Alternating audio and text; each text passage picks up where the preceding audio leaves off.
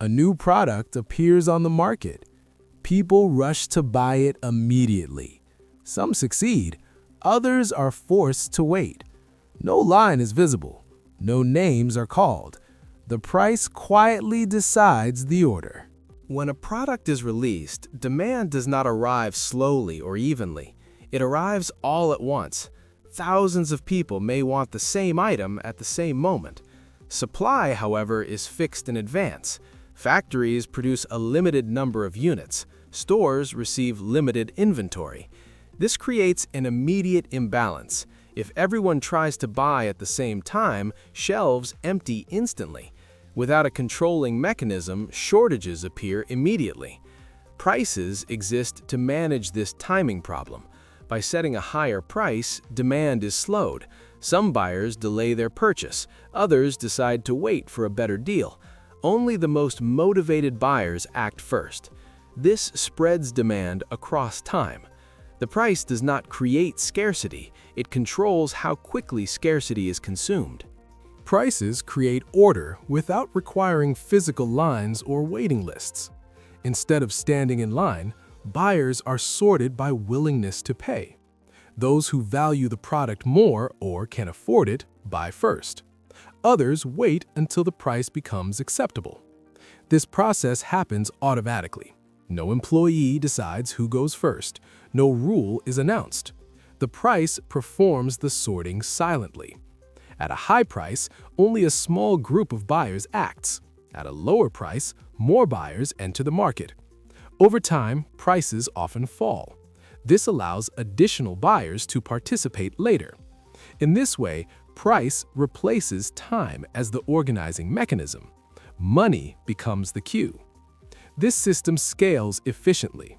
Millions of buyers can be ordered without coordination or enforcement. Early buyers usually pay the highest prices. This is intentional. At launch, prices are set to capture the most urgent demand.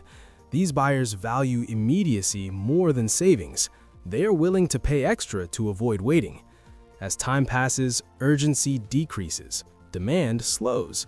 Prices often fall. Later buyers trade time for money. They wait longer but pay less. This creates a clear sequence. Buy now and pay more, or wait and save.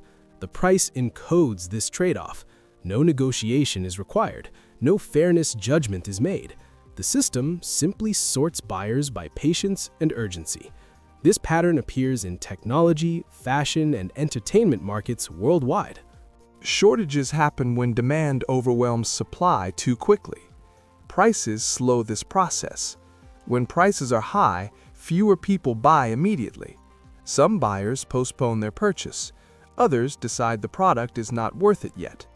This reduces the initial rush. Shelves empty more slowly. Suppliers gain time to restock. Panic buying becomes less likely. High prices are often criticized as unfair, but they stabilize the system.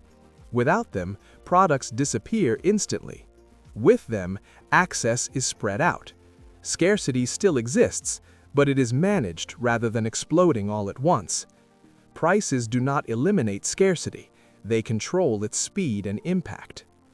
Prices also reflect income differences. People with higher incomes can buy earlier. People with lower incomes often wait. The market does not correct for this difference. It reflects it. Prices are blind to fairness. They respond only to willingness and ability to pay. As a result, buying order mirrors economic inequality. This is uncomfortable but accurate. The system does not ask who deserves the product. It asks who can pay now. Later, when prices fall, access widens, but the early advantage remains. Prices do not judge morality. They allocate based on purchasing power and timing. That allocation decides who buys first. In many markets, prices change in real time. This is known as dynamic pricing. When demand rises, prices increase. When demand falls, prices drop. This constantly reshapes buying order. People who buy during peak demand pay more. Those who wait for quieter moments pay less. The system responds instantly to pressure. No human decision is required. Algorithms adjust prices automatically. This keeps demand aligned with supply. Dynamic pricing is common in travel, events, and online retail. It makes sorting continuous. Every moment has a different price. Every price creates a different buying order. The queue updates constantly without being seen. First come, first served sounds fair, but it fails at scale. It rewards time availability, not value. People camp overnight. Bots exploit speed online. Physical lines become unsafe and chaotic. Prices avoid these problems. They remove the need to race. They discourage hoarding. They spread purchases over time. While imperfect, prices scale efficiently. They handle millions of buyers without coordination. Time-based systems break under pressure. Price-based systems bend instead of breaking. This is why markets prefer prices to queues. They are impersonal but effective.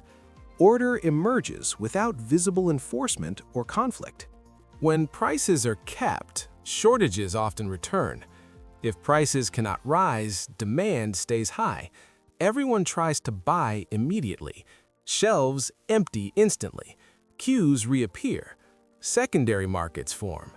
People resell at higher prices. The original price fails to sort demand. Other mechanisms replace it. Waiting time replaces money. Connections replace transparency. Scarcity is still allocated. It is simply hidden. Price caps feel fair on the surface, but they move the decision elsewhere. Someone still buys first. The sorting never disappears. Prices communicate information to both buyers and sellers. A high price signals scarcity. A low price signals abundance. Buyers adjust their timing accordingly. Some delay purchases. Others accelerate them. Sellers observe this response. They adjust production and supply. This feedback loop organizes buying order. Without prices, this information disappears. Decisions become guesswork. With prices, coordination happens automatically. No meetings are required. No permissions are needed. Individual choices create collective order. Prices guide behavior and sequence simultaneously.